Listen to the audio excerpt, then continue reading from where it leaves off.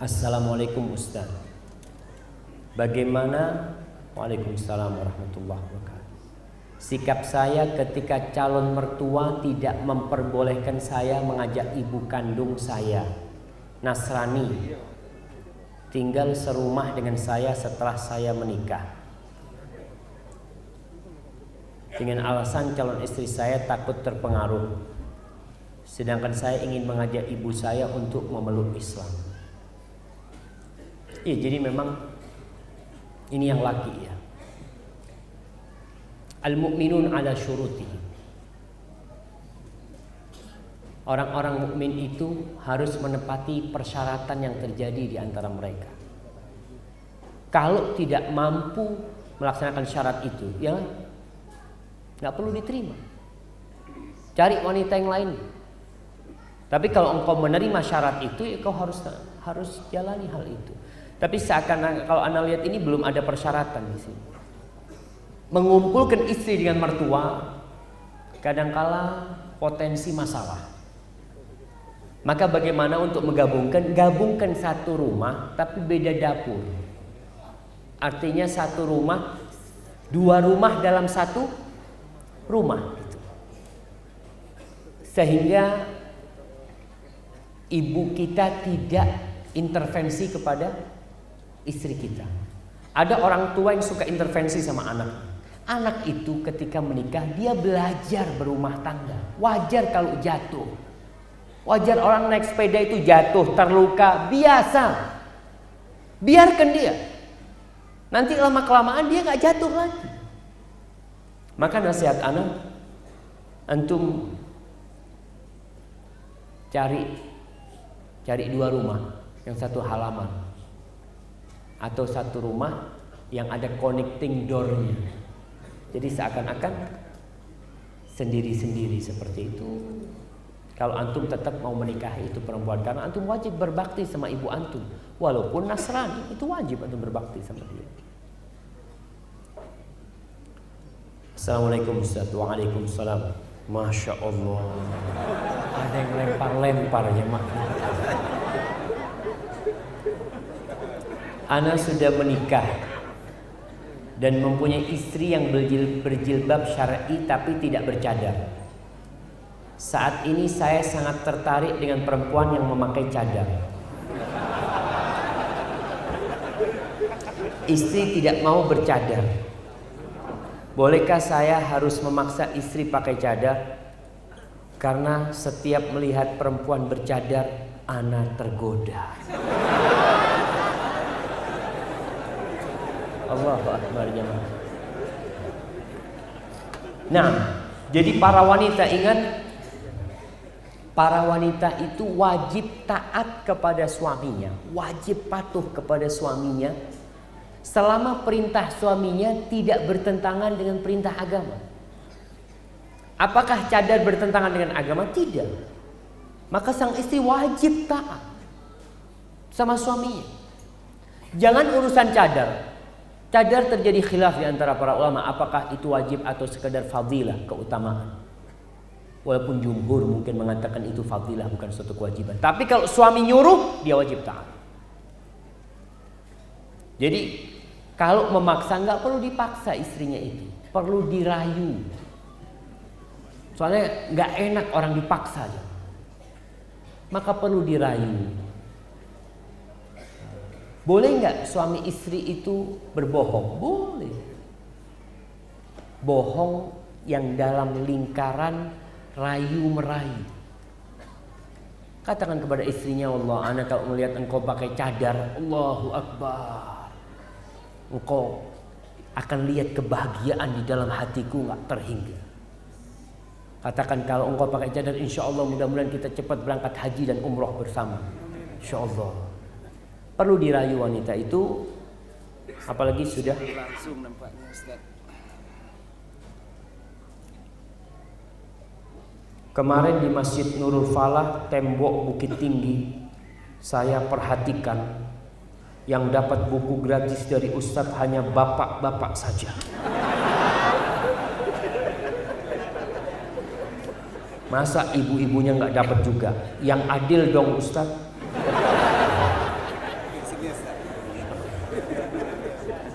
Tapi gimana kita nggak kelihatan sama ibu-ibunya? Tapi ketika anak kasih kepada bapak, yang dapat nanti kasihkan istrinya. Adil. Baik, ini ada pertanyaan. Assalamualaikum Ustaz, bagaimana hukumnya seorang istri yang gampang sekali ketus pada suaminya? Hanya yang gampang sekali ketus pada suaminya hanya karena si istri capek. Bahkan kalau sedang marah suka mencaci maki dan menghina suaminya. Apakah boleh istri memaki suami dengan alasan suami berbuat salah? Allahu Akbar. Jangan memperbaiki kesalahan dengan kesalahan. Perbaikilah kesalahan dengan kebenaran. Allah mengatakan idfa' billati hiya ahsan. Balaslah keburukan dengan yang lebih baik, bukan dengan keburukan pula. Maka seorang istri kalau melihat suaminya berbuat salah, perlu diluruskan kesalahannya, tapi bukan dengan mencaci maki. Karena nggak boleh istri mencaci suaminya, mencaci sesama muslim aja nggak boleh. Kadang-kala nih, memang suami istri, Allahu Akbar ya. Kalau baru menikah, semua yang diucapkan indah, sampai caciannya indah. Kalau lagi marah, itu indah. Tapi kalau lagi seneng jangan ditanya. Itu kemanten baru. Tapi kalau kemanten lama, biasanya semua yang di toilet keluar ke mulutnya. Na'udzubillah. Ada orang-orang yang lisannya tidak terjaga. Dan ingat para wanita, kebanyakan yang memasukkan ke neraka itu lisan. Suami menghadapi istri yang seperti ini, bagaimana caranya? Yang pertama sabar. Kenapa? Karena itu istri pilihanmu. Maka kau harus bersabar. Dan harus kau didik dengan cara yang benar. Ibu-ibu ketika berumah tangga, Allah melihat, Allah memandang. Maka jadikan rumah tangga itu sebagai ladang ibadah. Ada suami berbuat salah, maafkan dia, dan setiap memaafkan suami akan terangkat derajatnya di sisi Allah Subhanahu wa taala. Assalamualaikum Ustaz. Waalaikumsalam. Saya ingin poligami agar tidak selingkuh. Poligami halal, sedangkan selingkuh haram. Tapi istri saya memilih cerai daripada dimadu. Bukankah lebih baik istri saya menerima poligami? Keluarga masih utuh dan suami terhindar dari dosa selingkuh. Mohon bimbingannya Ustaz. Barakallahu fiikum. Kepada para suami, ingat poligami itu menikah lebih dari satu itu halal. Dengan catatan satu, mampu berbuat adil. Tapi banyak suami-suami yang kawin lagi gara-gara selingkuh. Artinya selingkuh ini dia senang sama perempuan, mulai dekat sama perempuan, dia jalan sama perempuan, daripada berzina dia menikah.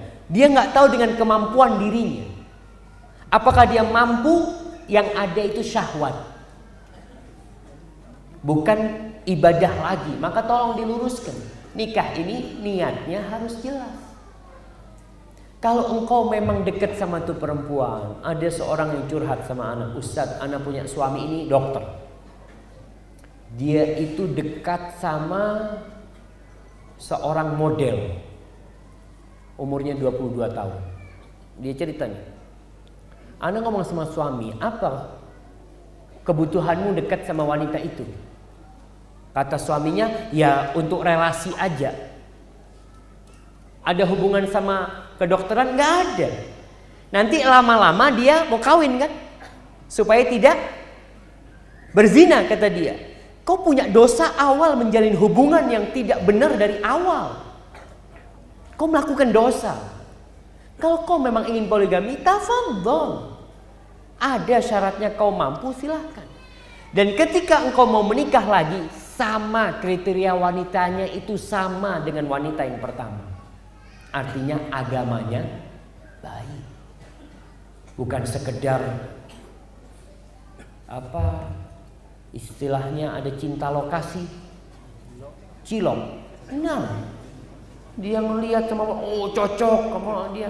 Jangan teman. Maka sang lelaki ini seharusnya tahu diri kalau memang dia ingin menikah lagi dan dia tahu dia nggak cukup dengan satu wanita dan Islam membolehkan hal itu, dia mampu berbuat adil, bismillah dia lakukan dengan catatan niatnya lillahi ta'ala. Niatnya sama dengan niat menikah tadi. Tapi kalau niatnya nggak benar dan tidak bisa berbuat adil, kelak pada hari kiamat akan datang dengan tulang rusuk yang jatuh. Orang akan melihat nih yang gak adil sama istrinya. Barakallahu fikum. Ustaz, masa lalu saya 18 tahun yang lalu, dulu menikah setelah istri saya hamil di luar nikah. Dan lalu saya nikahi istri saya saat umur hamil 7 bulan.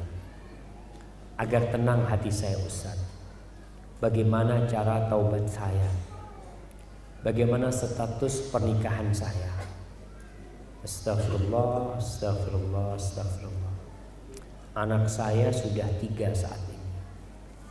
Subhanallah jemaah. Penghuni surga itu bukan yang tidak pernah berbuat dosa. Di surat Ali Imran Allah mengatakan tentang penghuni-penghuni surga, walladzina idza fa'alu fahishatan aw zalamu anfusahum dzakarullah fastaghfaru li dzunubihim wa may yaghfiru dzunuba illallah wa lam yusirru ala ma fa'alu wa hum ya'lamun. Penghuni surga itu salah satu kriterianya adalah tatkala mereka terjebak dalam fahisyah, dosa besar, zina salah satunya. Atau mereka terjebak dalam dosa kecil, menzalimi diri mereka sendiri. Zakarullah, mereka langsung ingat kepada Allah. Taubah, mohon ampun kepada Allah.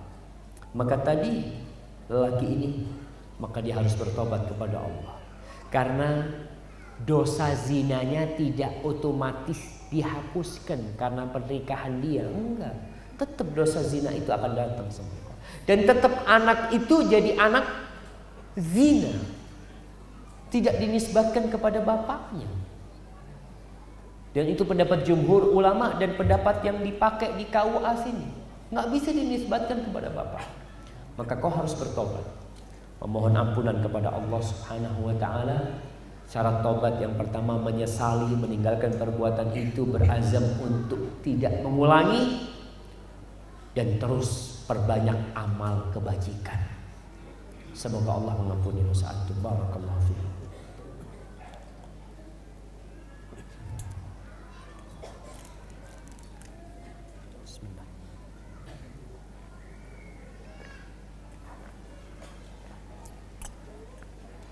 Pertanyaan yang selanjutnya. Bismillah. Ustadz, bagaimana menanggapi dan memberikan nasihat kepada istri yang minta cerai? Dikarenakan semakin lama tidak tahan atau cemburu suaminya untuk berbagi kepada istri pertama. Istri kedua dari awal sudah tahu kalau ana sudah punya istri dan anak. Akan tetapi sudah mau jalan 3 tahun, istri kedua tidak mau lagi untuk berbagi.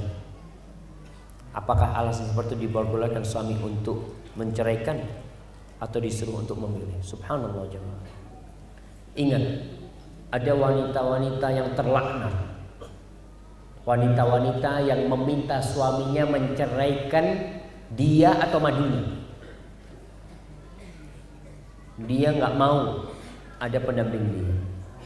Kalau dia memang nggak tahan, dalam artian ada wanita-wanita yang dia melihat suaminya nggak adil, atau yang kedua istrinya tidak bisa melayani suaminya lagi, ada kebencian di hati istrinya akhirnya dia tidak bisa menegakkan syariat Allah di rumah itu, nggak taat sama suaminya ini itu.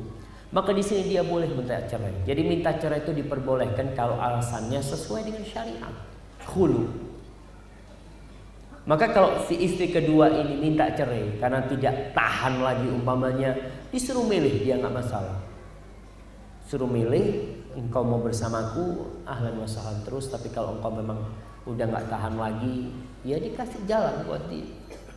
Jangan akhirnya dia ditahan-tahan terus, sedangkan syariat Allah di rumah itu tidak bisa ditegakkan. Hadza wallahu a'lam bishawab. Maka para wanita juga hati-hati, jangan gampang-gampang minta cerai. Dunia ini ujian. Berapa banyak wanita yang minta cerai ketika jadi janda, dia berharap untuk balik lagi kepada suami, sekedar memiliki status sebagai seorang istri. Sudahlah, diterima daripada menjadi janda. Dan janda itu kesian jamaah. Anda lihat kadang-kala janda ini, apalagi di Jember, kampus kita, kalau ada janda itu semua istri pada ketakutan, takut suaminya menikahi itu janda. Jadi masalah di situ. Padahal janda dengan dinikahi selesai permasalahan di masyarakat kita itu. Assalamualaikum Ustaz. Waalaikumsalam. Ada seorang akhwat yang sudah mulai berhijrah, bertobat dari dosa-dosanya.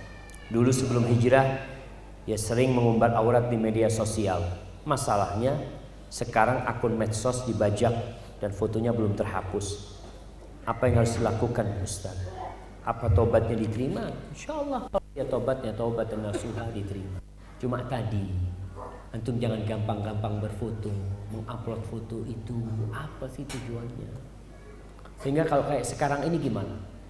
Fotonya tersebar, sedangkan dia sudah bertobat, ya nggak masalah, itu tidak menghalangi tobat dia. Cuma kadangkala setan akan membisikkan kepada dia agar dia nggak bertobat. Udahlah, kau itu udah terkenal nggak benar, lanjutkan ketidakbenaranmu. Ada artis-artis bintang-bintang film dulu, pemain-pemain yang nggak benar kemudian bertobat. Sampai hari ini, akhirnya foto-foto filmnya itu masih ditonton orang. Sedangkan dia ini sudah bertobat, tapi nggak masalah, tetap dia bertobat dan berusaha untuk menghilangkan itu film-film. Kalau akunnya dibajak atau gimana, dia bisa berusaha untuk melaporkan. Kan di apa istilahnya? Kominfo. Iya, itu ada kalau kita merasa didolimin, ada orang yang mencuri kemudian membongkar rahasia kita, itu bisa dituntut, bisa. Sekarang sudah ada undang-undangnya. Assalamualaikum Ustaz. Waalaikumsalam. Bagaimana hukumnya menikah dengan anak yang lahir dari hasil di luar nikah? Bagaimana pengaruh kepada keturunan? Para jamaah rahimakumullah, anak yang lahir di luar nikah tidak punya dosa apa-apa. Walaupun memang disebut anak haram. Artinya karena dia terlahir dari hubungan yang haram. Tapi dia nggak ada dosa. Dia tidak bisa memilih. Yang menjadi masalah lingkungan dia. Kalau dia hidup di lingkungan yang baik, insya Allah akan jadi anak baik. Allah itu yukhrijul hayya minal mayyit wa yukhrijul mayyita minal hayy. Allah mengeluarkan dari yang mati sesuatu yang hidup, mengeluarkan yang hidup dari sesuatu yang mati. Dalam artian bisa jadi bapaknya kafir, Yahudi, tapi anaknya beriman. Antum tahu salah satu istri Nabi Sallallahu Alaihi Wasallam adalah Yahudi, Sofia binti Huyai. Dia bapaknya memusuhi Islam, tapi Nabi menikah. Ada seorang sahabat atau tabi'in ya, namanya Aqil bin Abi Thalib atau yang lainnya. Dia menikah dengan putrinya Utbah, Fatimah binti Utbah, yang termasuk terbunuh ketika perang Badar. Fatimah ini selalu ribut sama suaminya. ribut sama suami. Suaminya datang, kalau datang ke rumah, Fatimah selalu mengatakan, kau itu datang ke rumahku sedangkan aku yang memberi nafkah kepadamu. Mungkin Fatimah bukan istri pertama dia, istri yang keberapa. Ribut terus. Dan Fatimah sering menanyakan bapak dan pamannya, kemana bapak dan pamanku? Mati kafir. Si Fatimah sudah muslimah. Apa kata suaminya? Nanti kalau kau masuk neraka, kau akan temui bapak dan pamanmu di sebelah kananmu atau di sebelah kiri. Ributlah ini suami istri. Sampai mereka melaporkan kejadian itu kepada Utsman bin Affan radhiyallahu taala. Tapi intinya dari kedua orang tua yang kafir, bisa jadi anak itu lebih beriman, lebih taat daripada yang kedua orang tuanya. Maka bismillah kalau antum melihat itu anak salehah, anak itu taat kepada Allah, semoga Allah mengeluarkan dari dia anak keturunan yang soleh dan soleh. Ustaz, istri ana lulusan S2 psikologi profesi. Sering meminta izin kepada ana untuk memanfaatkan profesinya untuk berkarir. Tapi ana belum memberi jawaban. Karena dua orang anak, ana sedang semangat hafalan Al-Quran bersama umminya. Jadi mana yang harus anda lakukan? Nah, subhanallah, ini ada pengumuman mobil CR-V BA1823LO. Tolong segera dipindahkan karena menutup jalan. Itu yang pertama. Yang kedua, mobil RAS BA1014 MQ. MO apa MQ ini? Nah, tolong segera dipindahkan jamaah karena sangat penting sekali, mendesak ya. Parkir di apa ini? Stisipol. Nah, parkirnya di Stisipol. Ada mobil yang mau keluar, maka tolong segera dipindahkan. Barakallahu fikum. Sampai mana tadi? Oh, pertanyaan ini jemaah. Iya. Ini perempuannya S2 psikologi profesi. Wanita itu harus bekerja. Jadi kalau ada orang yang mengatakan wanita tidak boleh bekerja, negeri ini bisa pincang. Wanita itu harus bekerja. Tapi pekerjaannya tidak harus menghasilkan duit. Emangnya wanita di rumah ngurusin anak gak bekerja? Saya berpikir, Ustaz, anak gak bekerja. Emang ngurusin anak, didik anak, nyapu, bersihin rumah, ini itu gak bekerja. Ngapain itu? Itu pekerjaan jemaah. Cuma memang ini Allah jemaah. Antum lihat bagaimana Barat lagi, musuh-musuh Islam. Barat nggak semuanya kafir, ada yang Islam. Musuh-musuh Islam itu membuat wanita muslimah lupa dengan profesi dia yang sebenarnya. Dulu waktu kita membaca Budi, Bapak Budi ke sawah, Ibu Budi memasak di dapur. Ini dipermasalahkan oleh aktivis gender. Ini termasuk apa istilahnya? Diskriminasi terhadap wanita. Subhanallah. Terus maunya gimana? Bapak berangkat ke sawah, ibu nyopir angkot. Maunya gitu. Sama-sama bekerja. Wanita ini subhanallah, dia pikir itu bukan bekerja jemaah. Kalau ibunya nggak di rumah, siapa yang ngurusin anaknya? Ya biar pembantu. Tapi pembantu perempuan, berarti engkau mendiskriminasikan wanita itu untuk jadi pembantu. Engkau mau bekerja dan engkau jadikan orang lain mendidik anakmu. Sama aja, nggak mungkin ada babysitter laki jemaah. Bisa nggak antum di sini melamar jadi babysitter? Itu anaknya orang jadi martabak kalau antum di situ. Nggak ada. Jadi intinya wanita jangan berpikir kalau dia di rumah dia tuh nggak bekerja, dia bekerja. Baik, yang ditanyakan ingin bekerja di luar karena dia mengatakan di sini untuk berkarir. Wanita boleh bekerja di luar rumah dengan catatan. Yang pertama, pekerjaannya sesuai dengan syariat, tidak bertentangan dengan syariat. Yang kedua, mendapatkan izin dari suami. Kalau tidak mendapatkan izin nggak boleh. Kemudian kalau pekerjaannya di situ ada sesuatu yang tidak sesuai dengan syariat, dia harus tinggalkan. Ilmu yang dia miliki bisa dia manfaatkan, walaupun tidak menghasilkan uang. Dia adakan pelatihan-pelatihan buat muslimat yang lainnya atau gimana, dia ajarkan kepada mereka, karena sebaik-baiknya manusia adalah yang paling bermanfaat buat orang lain. Usahakan dia memberikan manfaat. Barakallahu fiik.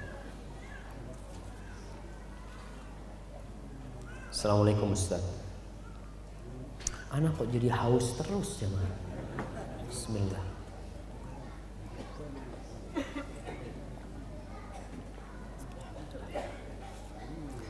Assalamualaikum Ustaz. Waalaikumsalam. Alhamdulillah, ana baru ngaji sunnah. InsyaAllah seterusnya mohon doanya. Ana mau tanya tentang tafsir ayat laki-laki baik untuk wanita baik dan laki-laki keji untuk wanita keji. Kalau melihat masa lalu ana jadi nggak semangat jadinya. Mohon penjelasannya Ustaz. Kalau mau menikah ilmunya dulu atau kesiapan mental, materi, syukran Ustaz. Barakallahu fiik. Nah, wanita-wanita yang baik untuk laki-laki yang baik, laki-laki yang baik untuk wanita yang baik, dan sebaliknya, yang buruk untuk yang buruk. Bagaimana kalau kita dulu buruk? Ya antum harus siap menerima wanita yang dulu buruk, kemudian bertobat. Ada lelaki-lelaki yang dulunya berzina, na'udzubillah, kemudian dia menikah dengan wanita, ternyata wanita yang dia nikahin tidak gadis. Dia harus siap. Kenapa? Kau juga bukan lajang. Bukan lajang, bukan perjaka.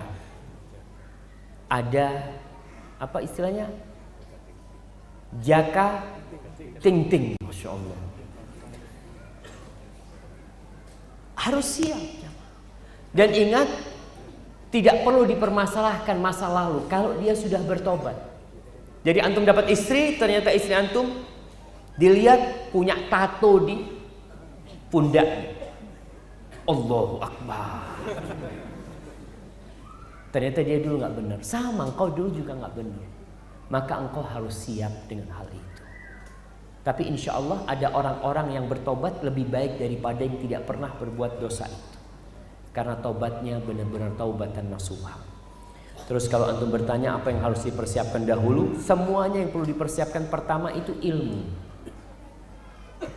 Allah mengatakan fa'lam annahu la ilaha illallah wastaghfir li dzambi. Ilmu dahulu.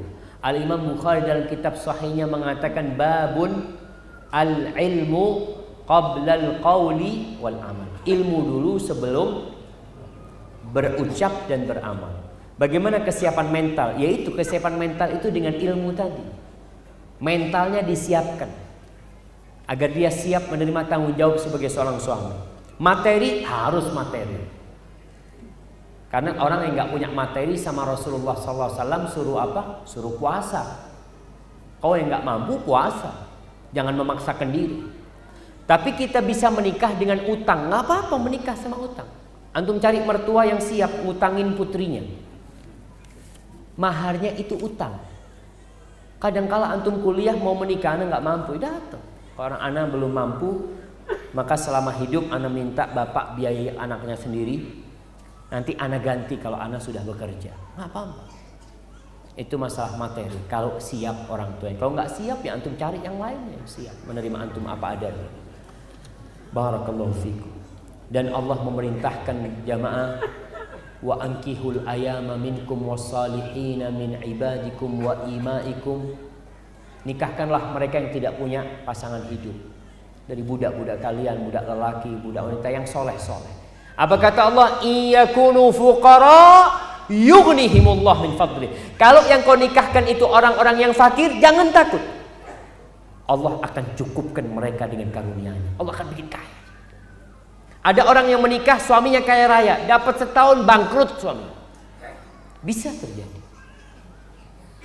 Ustaz, saya ingin bertanya, apa amalan yang saya kerjakan agar saya bisa mendapatkan istri solehah, cantik, lagi kaya? Mohon bantuannya Ustaz. Ya. Apa amalannya? Yang pertama, antum harus soleh. Yang kedua, antum harus tampan. Yang ketiga, antum harus kaya. Soalnya ya mau nggak mau orang itu melihat yang kufu, yang satu level gitu loh jamaah. Jangan seperti pungguk merindukan rembulan. Antum kulitnya putih gelap. Bisa, Allah kasih ada orang-orang yang putih gelap dapat putih terang. Ada yang dapat kayak gitu. Ya takdirnya seperti itu. Tapi tadi antum harus sadar lah. Ada teman-teman yang nggak sadar. Dia kalau ditolak, dia meminta anaknya fulan, kemudian ditolak. Ketika ditolak dia mengatakan, maaf bapak mertua saya, bapak nggak tahu sama hadis Rasul SAW. Yang menolak orang soleh itu bisa jadi fitnah. Dia mau ngomong dirinya soleh sama orang tuanya, ya nggak bisa. Dan biasanya orang tua menolak itu banyak gayanya. Ketika dilihat antum datang, aduh nggak pas. Dibilang, afwan anaknya masih mau sekolah. Nggak apa-apa, saya tunggu Pak. Dia itu artinya nolak, antum udah balik. Pikirnya ditunggu. Kalau dia ngomong nunggu, dia akan menawarkan, maaf anak saya mau sekolah, siap enggak menunggu. Nah itu berarti antum diterima. Tapi kalau ngomong anaknya mau sekolah, antum ditolak. Banyak lelaki yang tidak siap ditolak, tapi siap menolak. Jadi kalau ngeliat afwan nggak cocok. Tapi kalau dia ada yang mengatakan nggak cocok, nggak terima dia, sakit hati. Mungkin dia kirim surat kepada orang tuanya yang menyebutkan hadis tadi. Apabila meminang putri kalian orang yang soleh dan agamanya baik, akhlaknya mulia, maka nikahkan dia. Maka kalau antum ingin wanita yang soleha, antum harus soleh. Antum ingin wanita yang cantik, ya paling tidak antum harus ganteng. Yang kaya, ya berusaha antum untuk memiliki harta. Hadza wallahu a'lam. Tapi ada jamaah, ada orang yang berdoa mohon kepada Allah, dia miskin dapat wanita cantik, kaya dan soleha. Kenapa? Karena dianya soleh. Allah kabulkan doanya. Antum banyak berdoa, Allah kasih insyaallah 3 hal itu. Barakallahu fikum. Afwan Ustaz, ana mau tanya. Apakah ada dalam Islam dicontohkan prosesi bertunangan atau tukar cincin? Bagaimana hukumnya? Wallahu alam, bertunangan ini apa bertunangan ini jemaah? Pranikah. Yang pertama kalau urusan tukar cincin ini sebenarnya tradisi orang-orang kafir. Kalau kita lihat ya, wallahu a'lam apa itu tradisi. Yang ana tahu orang-orang barat itu ada tukar cincin. Apakah tradisi yang ada umpamanya di Minang itu berasal dari mereka atau tidak, wallahu a'lam bishawab. Tapi para ulama menjelaskan bahwa tradisi ada dari mereka. Nggak ada dalam Islam itu di sepanjang sejarah tukar cincin. Rasul sallallahu alaihi wasallam menikah dengan berapa istrinya? Dengan 11 istri, nggak ada yang tukar cincin. Fatimah menikah, Zainab menikah, Ummu Kalsum menikah, Ruqayyah menikah, nggak ada yang tukar cincin. Kalau pranikah itu ada, artinya pernikahan akad nikah, tapi walimahnya ditunda. Seperti pernikahan Rasulullah sallallahu alaihi wasallam dengan siapa? Dengan Aisyah. Beliau menikah baru kumpul setelah 2 tahun. Itu nggak masalah. Sampai sekarang masih dipraktekkan di negeri Arab sana, sampai hari ini masih ada. Artinya sekarang ana menikah umpamanya, tapi udah halal nih, udah akad nikah, tapi nggak boleh kumpul sama orang tuanya. Kapan? Tahun depan kumpulnya kalau sudah walimah. Boleh, tapi sudah halal istrinya. Kalau tunangan yang di Indonesia modelnya gimana? Nggak ada akad, tapi sudah jalan-jalan berdua. Maka dirubah, tunangan itu dirubah dengan akad nikah tapi belum walimah. Jadi sudah diakad, orang tuanya datang, diakadkan nikah, katakan nikahnya resminya nanti umpamanya tahun depan. Tapi dua orang ini sudah halal maksudnya. Cuma nggak boleh kumpul. Sampai hari ini dipraktekkan itu nggak ada masalah yang seperti itu. Jadi kalau tukar cincin, rasa yang anak ketahuin, anak nggak tahu, nggak ada dalam Islam tukar cincin. Tapi kalau antum mau kasih cincin sama istri antum nggak masalah. Antum mau hadiahkan. Karena di barat itu cincin itu menjadi tanda orang itu sudah nikah. Jadi kalau kayak anak ini nggak pakai cincin, belum nikah kata mereka. Karena ikatan itu ditunjukkan dengan cincin. Lah, dalam Islam bukan seperti itu. Nggak ada tanda itu sudah menikah. Sehingga orang-orang barat itu katanya kalau pakai cincin pernikahan dia tidak akan selingkuh. Kalau selingkuh cincinnya dilepas dulu. Sama juga bohong mereka itu. Nah, wallah ana nggak tahu yang seperti itu, tapi yang selama ilmu yang ana ketahui tukar cincin tidak ada dalam Islam. Kalau pertunangan dimaksudkan tadi pranikah, mamanya janji ini mau dinikahkan, nggak ada masalah dia janji. Dia meminta anaknya, tapi tahun depan baru umpamanya diadakan pernikahannya, itu nggak masalah sebenarnya. Tapi kalau anak berdua ini mau berjalan bersama nggak halal, karena belum nikah memang. Barakallahu fikum. Mohon nasihatnya Ustaz. Pasangan suami istri yang terpaksa berjauhan karena pekerjaan dan hanya bisa bertemu satu kali seminggu, satu kali sebulan, atau bahkan lebih lama dari itu. Apa nasihatnya? Sabar. Ya mau gimana? Antum kalau bisa istrinya dibawa. Kalau nggak bisa antumnya yang pulang. Ya diaturlah. Tapi kalau memang harus hidup seperti itu, karena ada saudara-saudara kita yang kerjanya di laut, yang diperminyakan kadangkala, dia itu baru off setelah sebulan, sepekan di rumah, terus balik lagi ke sana. Nasihatnya sabar dan saling mengingatkan. Sering telepon istrinya, istri sering telepon suaminya, kemudian jagalah Allah. Kalau suami-suami yang meninggalkan istrinya kemudian dia berzina di tempat lain, Allah nggak akan jaga istri antum. Ihfadillah yahfadka. Jagalah Allah, Allah akan menjagamu dan menjaga keluarga. Barakallahu fikum. Baik. Masya Allah. Sampai jam berapa gitu? Nah, ini kayaknya 3 pertanyaan, ada 4 pertanyaan terakhir jamaah akan bacakan. Karena ana harus pulang dan takut perjalanan macet menuju ke airport. Ini pertanyaannya. Assalamualaikum Ustaz. Waalaikumsalam warahmatullahi wabarakatuh. Saya adalah istri kedua. Suami saya punya istri 3. Memang istri itu 3. Istri itu 3. Kalau 1 bukan Iswan. Nah, kalau 3 itu istri. Nah betul ini, Masya Allah. Bagaimana cara saya bergaul dengan kedua saudara saya? Masya Allah, Masya Allah.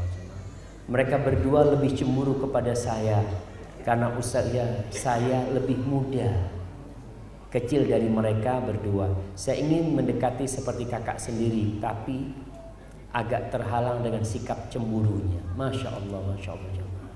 Ini wanita-wanita yang soleha. Istri yang lebih muda biasa menjadi ajang apa? Pokoknya ajang macam-macam. Seperti Aisyah radhiyallahu taala anha. Istri-istri Nabi yang lain itu cemburu sama Aisyah. Karena Aisyah paling muda. Maka bagaimana seorang istri mengambil hati kakak-kakaknya ini yang lebih tua? Yang pertama doakan kedua.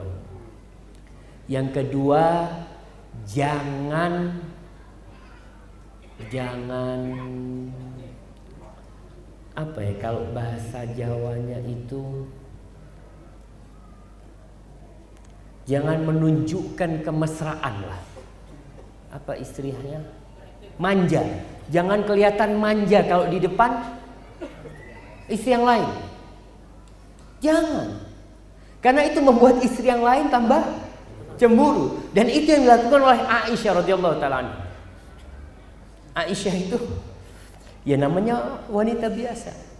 Pernah suatu hari dia nonton orang-orang Habasyah sedang atraksi main tombak-tombakan di Masjid Nabawi.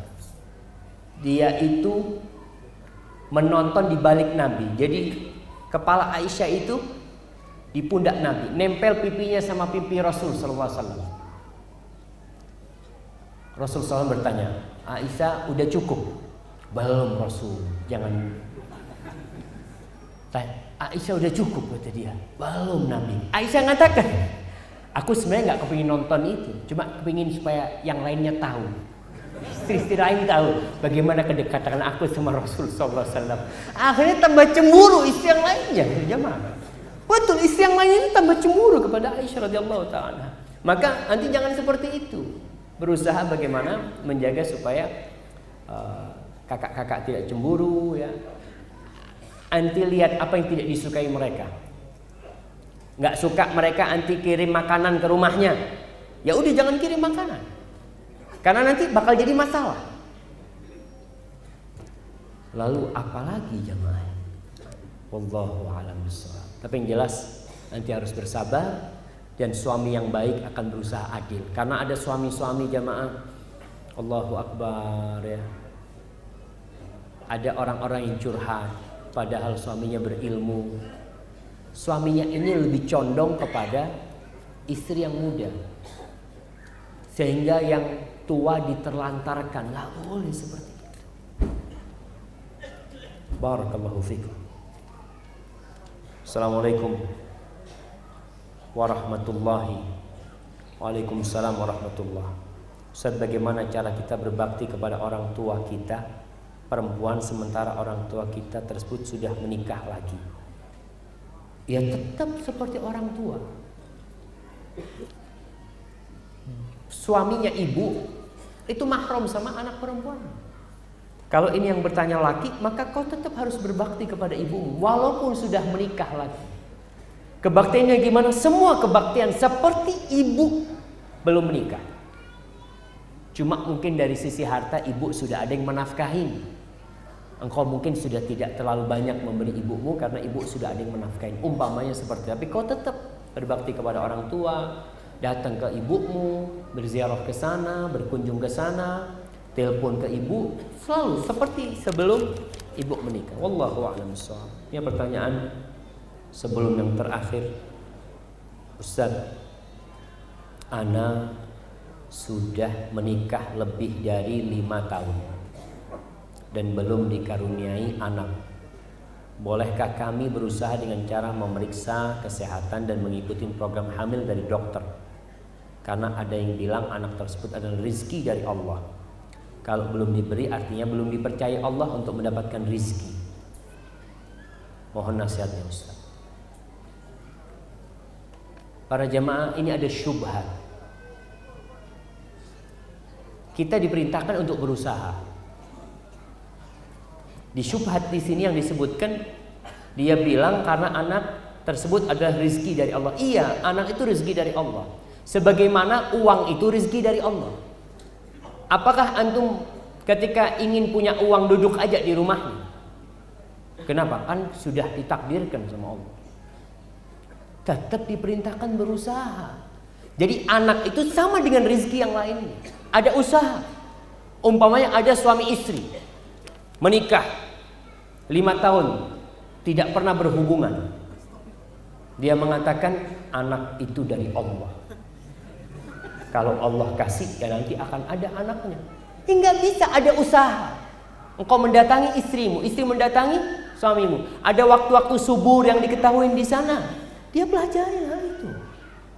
Maka usaha untuk mendapatkan anak dengan ke dokter, periksa, minum obat atau hal yang lainnya itu termasuk usaha untuk mendapatkan rizki dari Allah. Salah satu rizki itu adalah anak. Allah mengatakan al-malu wal banuna zinatul hayatid dunya. Harta dan anak-anak adalah perhiasan dunia. Yang terakhir, saya telah bercadar tapi belum mendapatkan izin sepenuhnya dari ortu. Sekarang saya kelas 3 SMA dan sekolah juga tidak mengizinkan. Bagaimana cara meyakinkan ortu? Mereka yang ingin bercadar, tafadhol. Tapi tetap dia harus melihat kondisi. Kalau dia berpendapat cadar itu wajib, ya mau nggak mau dia harus bercadar. Tapi kalau dia melihat cadar itu kemuliaan, dia lihat kondisi. Kalau memang orang tuanya belum mengizinkan dan dia belum bisa meyakinkan orang tuanya, ya nggak usah bercadar, nggak apa-apa. Sekolahnya apalagi belum mengizinkan, ya insya Allah nggak masalah. Tapi kalau dia berkeyakinan bahwa itu wajib, ya dia berusaha meyakinkan orang tuanya. Dia duduk sama orang tuanya, aku pakai cadar ini seperti ini ibu. Dia jelaskan. Kalau mungkin dengan lisan nggak bisa, dengan tulisan sampaikan kepada orang tuanya. Hadza wallahu a'lam bishawab. Itu yang bisa kita sampaikan pada kesempatan kali ini jamaah.